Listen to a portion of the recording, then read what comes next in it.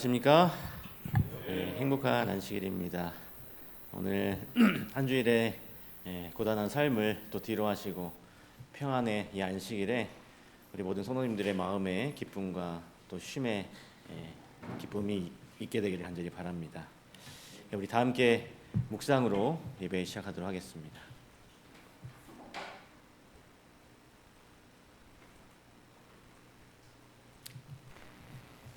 시작하는 찬미 621장 찬양하겠습니다. 이 찬양 후에 우리 김홍배 집사님 기도 부탁드리겠습니다. 621장입니다.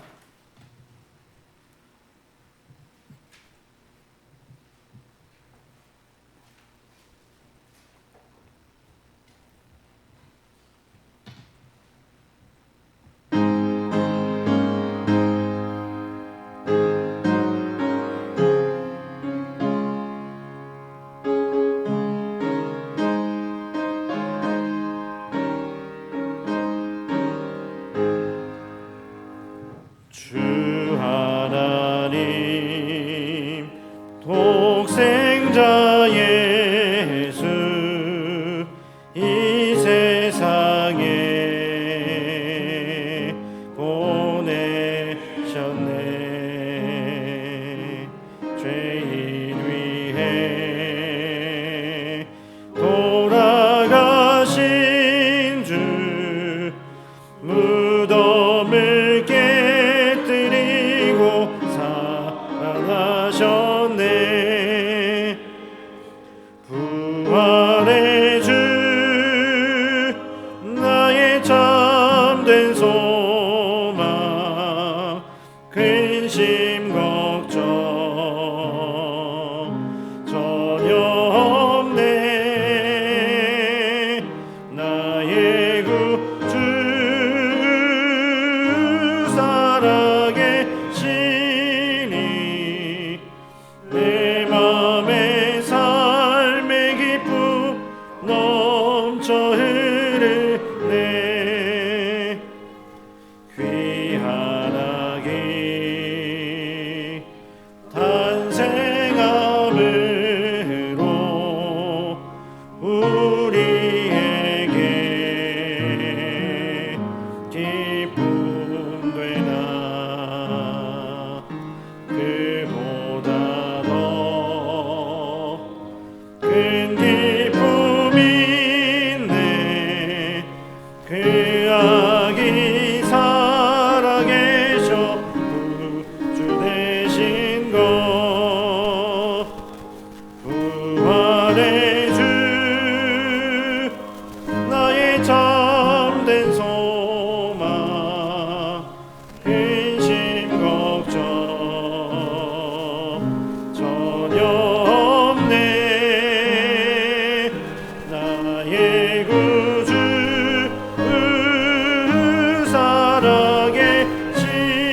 살아계시니 내 맘에 삶의 기쁨 넘쳐 흐르네.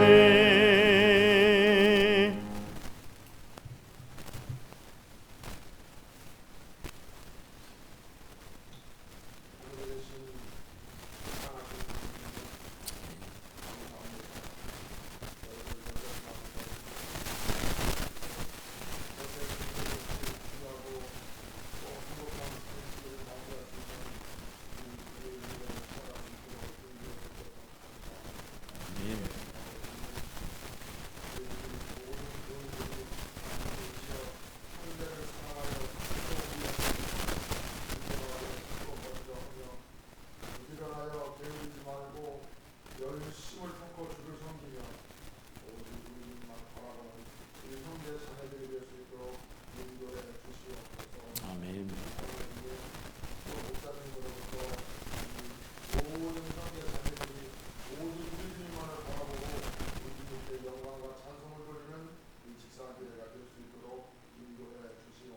아멘. 오늘 이곳에 잠자가지 못한 저희 형제자매들 주님 시여 무슨 일이 있더라도 주님께서 돌봐주시고 지켜주시고 저희들과 같이 은혜받고 우리 주님께 감사와 찬송을 드리는 그러한 시간이 될 수 있도록 인도해 주시옵소서. 아멘. 오늘 남은 시간 말씀하실 때도 성령이 충만히 임해 주시어서 저희들이 그 말씀을 듣고 영의 양식을 삼고 행동으로 옮겨서 하늘에 계신 아버지께 영광과 찬송을 드리는 저희들이 될 수 있도록 인도해 주시옵소서. 아멘. 모든 말씀은 예수님의 이름으로 기도 올렸습니다. 아멘. 예, 이 시간에는 우리가 함께 찬양하지 않고요. 우리 오랜만에 우리 이명희 사모님 색소폰 연주를 해주시기 위해서 오셨습니다. 예, 귀한 색소폰 찬양으로 함께 찬양 들으시고요. 그 후에 말씀을 드리도록 하겠습니다.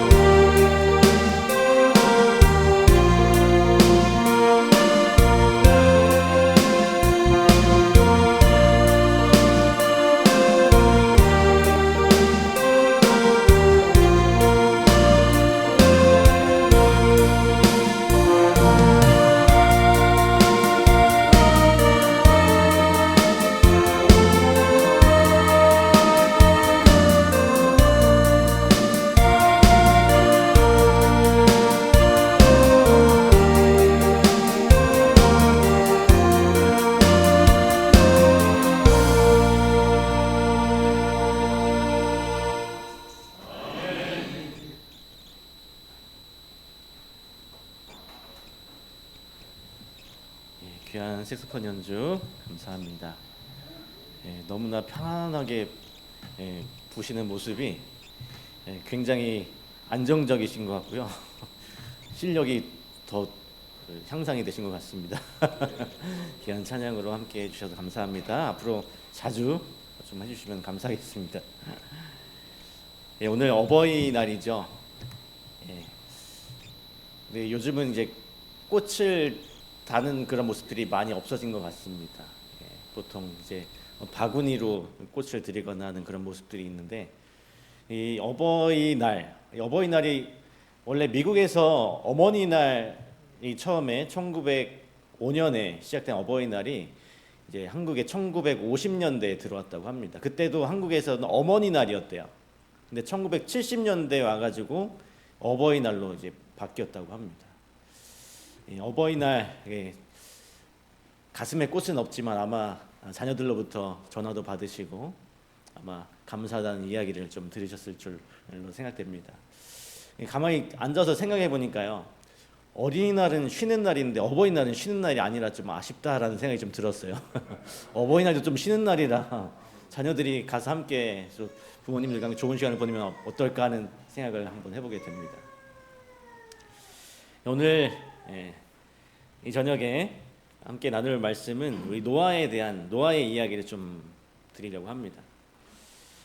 우리 오늘 본문의 말씀으로 창세기 6장 12절로 14절 그리고 22절의 말씀 함께 보시도록 하겠습니다. 창세기 6장 12절입니다. 12절부터 14절까지 먼저 보도록 하겠습니다.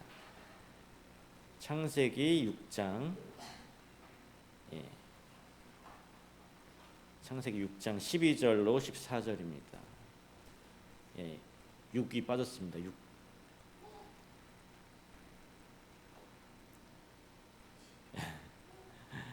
창세기 6장 12절부터 14절입니다. 천천히 하십시오. 창세기 6장 12절로 14절 말씀을 함께 읽도록 하겠습니다. 시작.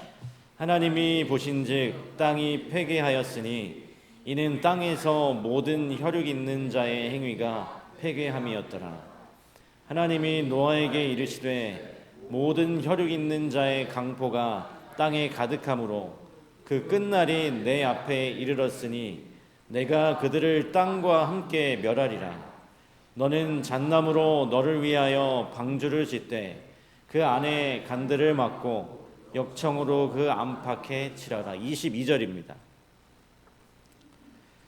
노아가 그와 같이 하되 하나님이 자기에게 명하신 대로 다 준행하였더라.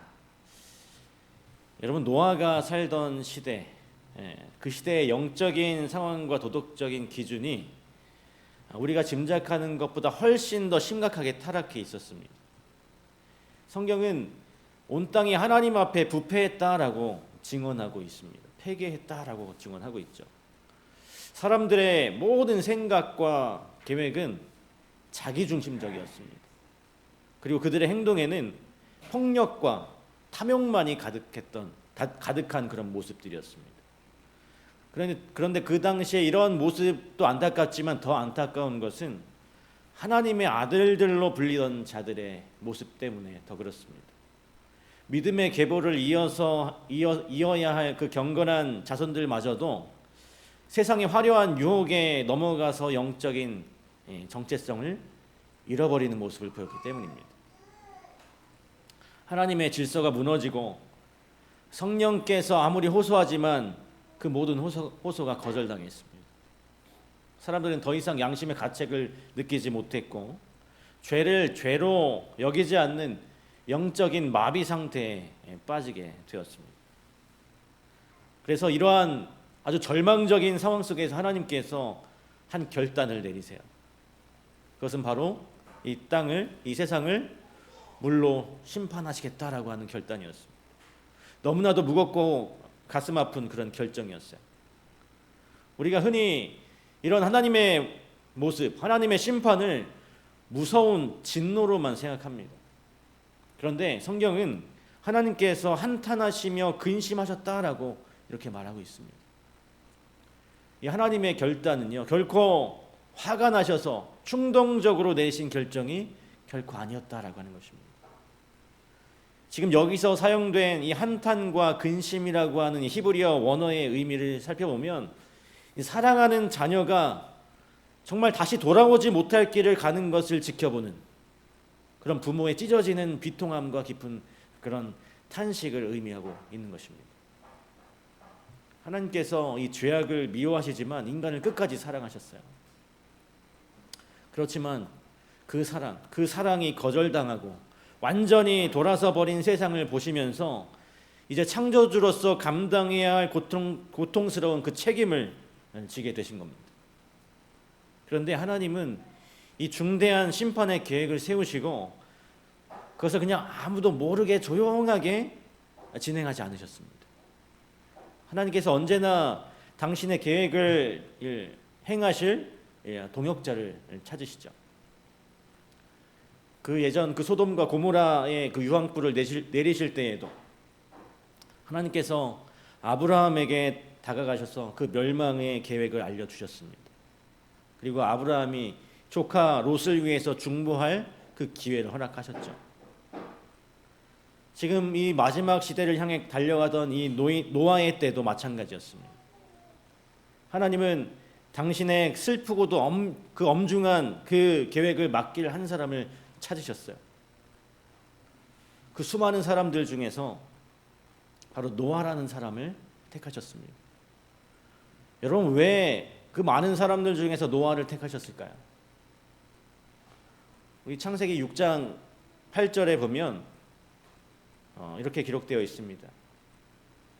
그러나 노아는 여호와께 은혜를 입었더라.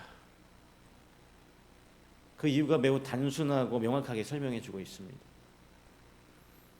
이 구절의 원어의 의미를 좀 다르게 해석해 보면 노아가 하나님의 눈동자 속에서 은혜를 발견했다라고 하는 뜻입니다.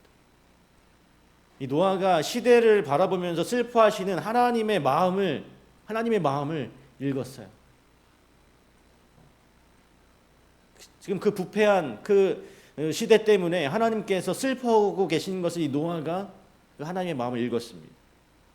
노아가 하나님께서 인간을 얼마나 사랑하시는지, 동시에 죄악에 대해서 얼마나 단호하게 대처하셔야 하는지 그 거룩한 딜레마와 아픔을 가슴 깊이 이해했던 사람이 바로 노아였습니다. 그렇기 때문에 노아는 하나님의 그 엄중한 심판의 기별을 단순히 남의 이야기로 넘기지 않고 자신의 책임으로 받아들였습니다. 그리고 그 구원의 사명을 자기의 삶에, 내 삶의 가장 중요한 일로 여기게 된 것이죠. 우리가 종종 이 공동체에 주어진 책임이나 어떤 교회의 사명을 나의 개인적으로 받아들이는 것을 매우 부담스러워합니다. 누군가 다른 사람이 알아서 해주기를 바라는 마음이 크죠. 그러나 하나님께서 오늘 우리에게 주신 마지막 기별은 나와 무관하거나 그저 교회의 어떤 공식적인 프로그램이 아니라고 하는 것입니다. 그것은 바로 오늘 나에게 직접 그리고 나의 가정에게 주어진 거룩한 사명이라고 하는 것입니다. 노아는 그 사명을 자신의 삶 한가운데로 받아들였습니다. 그러나 그 순종의 길은 결코 쉬운 길이 아니었습니다. 오히려 자신의 모든 것을 희생해야 하는 고단한 그러한 과정이었죠. 하나님께서 노아에게 내리신 명령이 무엇이었습니까? 너는 잣나무로 너를 위하여 거대한 방주를 만들어라. 배를 만들어라. 이것은 그 당시의 사람들의 상식으로는 도저히 이해될 수 없는, 납득할 수 없는 일이었습니다. 여러분, 우리가 아무리 철저하게 계획을 세우고 미래를 대비한다고 해도 전혀 일어나지 않을 것 같은 일에 우리의 모든 것을 걸지는 않잖아요. 그렇죠? 항상 과거의 어떤 경험을 그리고 통계를 바탕으로 합리적인 결정을 내립니다. 그런데 이 노아의 시대에는 그 땅에 비가 내린 적이 없었습니다. 비가 내린 적이 단 한 번도 없었어요. 하늘에서 물이 쏟아져서 온 세상을 덮어버린다는 그 경고는 그 시대의 지식으로는 전혀 이해할 수 없는 일이었습니다. 비과학적인 주장이었어요. 더구나 바다도 강도 아닌 메마른 그 산 꼭대기에다가 그 거대한 배를 짓는다는 것은 이치에 맞지도 않는 그런 일이었죠. 이 하나님의 방법이 이 사람의 눈에 이렇게 비효율적으로 보이는 것입니다. 오늘 우리의 관점에서 본다면 조금 더 효과적인 방법이 많았을 것 같아요.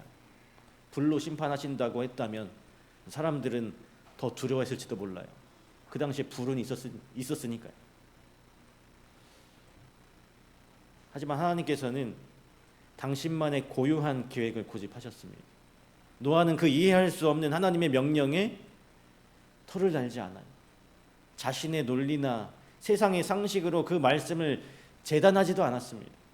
그저 하나님이 명하신 대로 묵묵히 나무를 베고 다듬고 그 방주를 지을 재료를 준비했습니다. 여러분, 그 방주의 크기가 굉장했습니다. 지금 현대 기술로도 만들기 힘든 그런 규모였어요. 어마어마한 양의 목재를 구해야 했고, 또 그것을 일일이 조립하는 것은 가늠조차 하기 힘든 엄청난 재정과 체력이 소모되는 그런 일이었습니다. 그리고 노아가 자기가 다른 일을 열심히 하다가 남는 시간에 취미로 그 일을 한 것이 아니었어요. 배를 만드는 것이. 자신의 평생토록 모은 재산과 인생의 가장 빛나는 젊음과 가족들의 모든 일상을 오직 이 방주 짓는 일에 다 쏟아부었던 것입니다. 무려 120년 동안.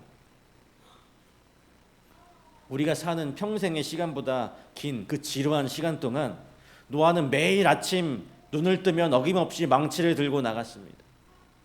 변함없이 반복되는 그 일상 속에서 아주 우직하게 책임을 다해서 그 일을 감당했어요. 여러분, 인도네시아의 어느 산골 마을에 사디만이라고 하는 할아버지가 살고 있었습니다.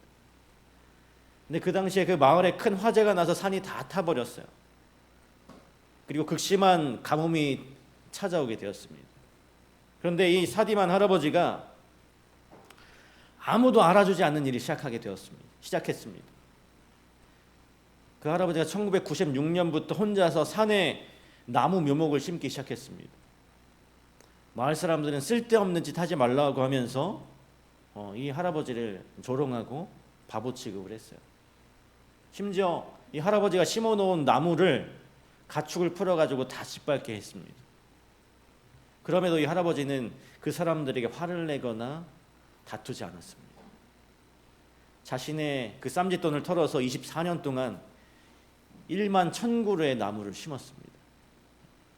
그 긴 시간 동안 24년 동안 매일 산에 오르는 그 성실함을 보여주었습니다. 그리고 2015년에 인도네시아 전역에 유례없는 대가뭄이 찾아오게 됩니다. 모든 마을의 우물이 마르고 사람들은 식수를 구하지 못했어요. 그런데 오직 이 사디만 할아버지의 이 마을에만 물이 넘쳐났습니다. 왜냐하면 이 할아버지가 심었던 나무들이 지하수를 단단히 품어주었기 때문이었습니다. 조롱하던 그 마을 사람들은 그제서야 이 할아버지를 영웅으로 대하기 시작했습니다. 여러분, 오늘 이 노아의 120년의 방주 사역도 이 사디만 할아버지처럼 멋진 결과로 끝났다면 참 좋았을 것 같아요. 방주가 완성되었을 때 그 견고함이 세상의 감탄을 다 자아내고 그 노아의 성실함이 완벽하게 보상을 받았더라면 참 정말 통쾌했을 것 같습니다.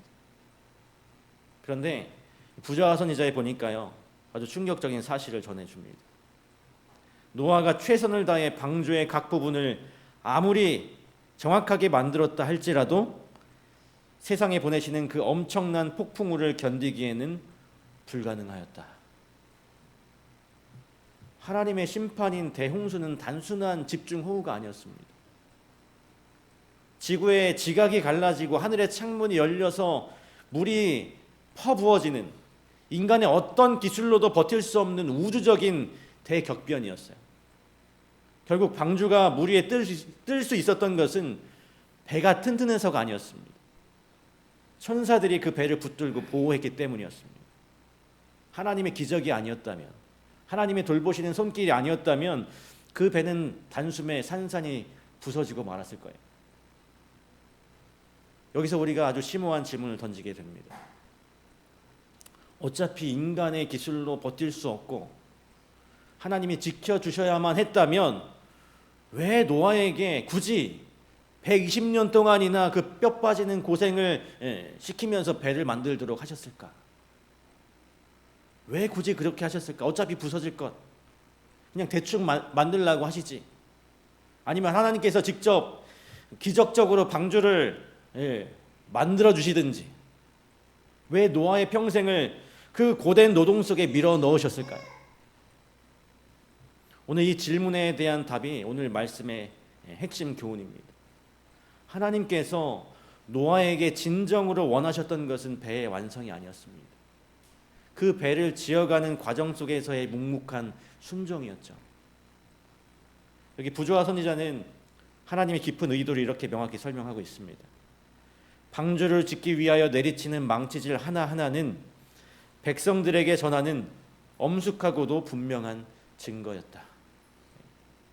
노아가 땀을 흘리며 나무를 자르고 또 역청을 바르는 그 모든 행위는 그 자체로 세상을 향한 가장 강력하고 실제적인 설교였습니다. 그 망치 소리가 울려 퍼질 때마다 하나님의 경고도 함께 울려 퍼졌어요. 우리가 흔히 신앙생활의 성과를 눈에 보이는 결과로 측정하려고 합니다. 여러분, 노아가 120년 동안 전 재산을 바쳐서 이룬 성과가 여러분 무엇입니까? 노아가 거둔 성과가 뭡니까? 120년 동안 그 방주를 지어서 결국 자기 아내와 세 아들 부부 딱 몇 명이요? 8명을 구원하는 것이 전부예요. 세상의 효율성과 성공의 잣대로 보면 이것은 너무나 초라한 결과인 것입니다. 공들인 시간과 노력에 비해서 거두어진 열매가 턱없이 부족해 보이는 것이죠. 120년 동안 방주를 지었는데 모든 재산과 모든 시간을 바쳐서 얻은 그 열매가 이것뿐이라. 인간적인 시선으로는 완벽하게 실패한 프로젝트일 수밖에 없는 것입니다.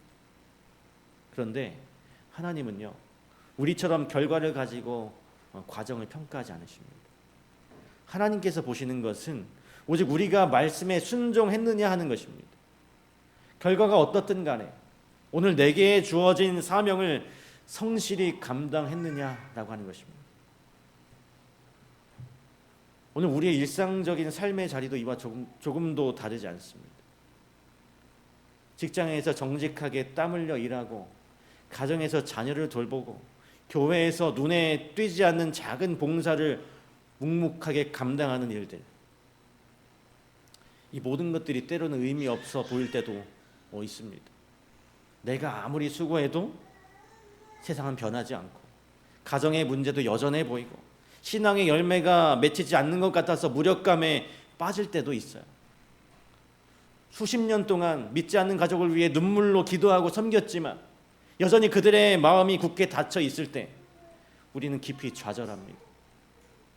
나의 희생과 헌신이 아무런 소용이 없는 것처럼 느껴지기도 하죠. 하지만 사도 바울이 디모데후서 4장 2절에서 우리에게 이렇게 권면합니다. 너는 말씀을 전파하라. 때를 얻든지 못 얻든지 항상 힘쓰라. 상황이나 결과와 상관없이 우리의 본분을 다하라고 하는 것입니다. 하나님은 지금 여러분이 내리치고 있는 그 망치질 소리를 듣고 계세요. 매일매일 여러분 나름대로 신앙생활을 하시면서 그 망치질하는 그 소리를 듣고 계십니다. 결과가 눈에 보이지 않는다고 해서 결코 그 망치를 여러분 내려놓지 마시기 바랍니다. 순종의 발걸음을 멈추지 않는 한 하나님은 반드시 그 수고를 반드시 기억하십니다. 노아가 견뎌야 했던 또 다른 고난은 주위 사람들의 차가운 시선이었어요. 노아는 120년 동안 세상의 그 조롱과 비웃음을 온몸으로 받아내야만 했습니다. 단순한 무시를 넘어서 철저하게 이상한 사람으로 취급을 받았어요. 우리가 보통 이 노아를 조롱했던 사람들이 무지한 자들일 거라고 상상합니다.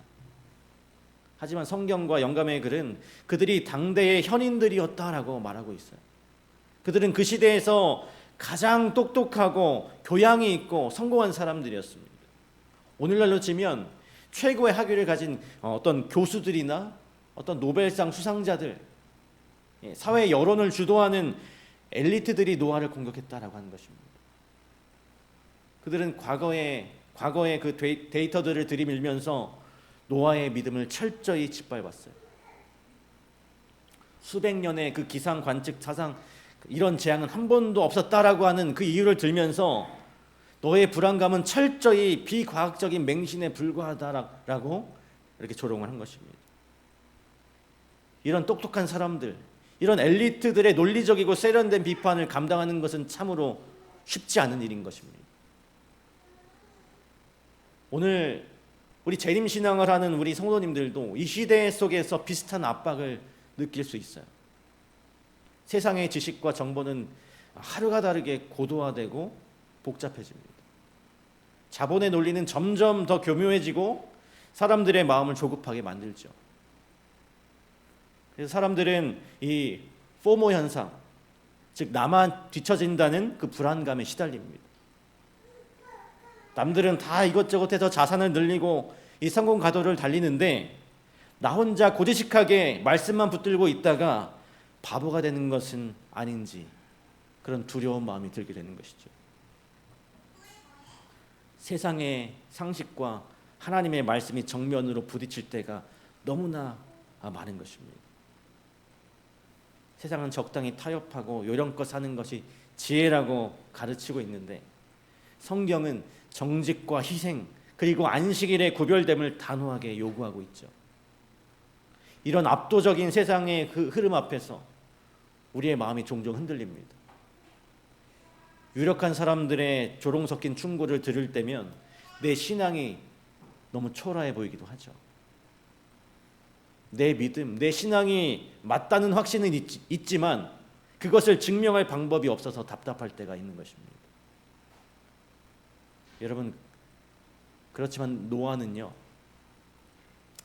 그 거대한 지성인들의 조롱 앞에서도 결코 위축되지 않았습니다. 그는 사람들과 논쟁을 벌이거나 억울함을 호소하면서 싸우지 않았어요. 그저 대중의 그 멸시 한가운데서 묵묵히 그리고 단단하게 자기의 자리를 지켰습니다. 그가 이토록 흔들림 없는 평정심을 유지할 수 있었던 비결, 그 비결이 무엇이었을까요? 그것은 바로 이 사람의 논리로 맞서거나 감정적으로 대한 것이 아니었습니다. 노아는 오직 무한하신 능력의 하나님과 자신을 굳게 연결해 두었던 것이었어요. 주변의 소음이 커질수록, 조롱하는 소리와 비난이 커질수록 그는 조용히 골방으로 들어가서 무릎을 꿇었습니다. 자신이 소외받고 바보가 된 것 같고 그 차갑고 외로운 현실 속에서 노아는 창조주 하나님과의 깊은 교제를 통해서 영적인 에너지를 공급받았던 것입니다. 여러분, 성경에 요셉이 억울한 누명을 쓰고 차가운 감옥에서 절망의 끝에 섰을 때 그의 생각과 마음이 변함없이 아버지의 하나님을 향했던 것처럼 이 노아도 이렇게 그런 비난과 조롱들이 들려올 때 골방으로 들어가 무릎을 꿇었던 것입니다. 오늘 우리를 강하게 지탱하는 힘은 세상의 인정이 아닙니다. 하나님과의 연결이에요. 오늘 여러분의 믿음 생활도 때로 좁고 외로울 때가 있을 것입니다. 말씀대로 살려고 노력할수록 손해를 보는 것 같고 뒤처지는 기분이 들기도 하죠. 세상의 기준에 맞지 않는 낡은 신앙을 고집하는 것처럼 느껴지기도 합니다. 그러나 누군가 여러분의 성실함을 비웃고 신앙을 시대착오적이라고 조롱할 때 세상의 그 논리에 휩쓸리지 말고 오히려 하나님과의 관계를 더 견고히 하시게 되길 간절히 바랍니다. 내게 주어진 가정의 의무와 교회의 책임을 묵묵히 다하시기를 바랍니다.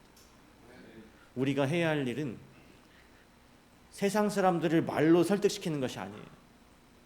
그저 오늘 나에게 맡겨진 그 삶의 자리에서 우직하게 나의 망치질을 계속해서 해나가는 것입니다.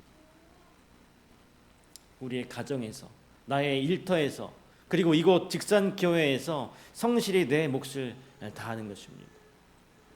비록 내 눈에는 변한 것이 보이지 않아도, 그 과정이 지루하게 느껴질지라도 성실하고 우직한 우리 여러분들의 순종은 세상에 던지는 가장 강력한 메시지가 되는 것입니다. 하나님께서 여러분의 그 조용한 헌신과 눈물을 하나도 빠짐없이 기억하십니다. 노아가 그 기나긴 그 120년의 삶을 성경은 참으로 담백한 한 문장으로 평가하고 있는데요. 우리 6장 22절에 보니까요, 이렇게 기록하고 있습니다.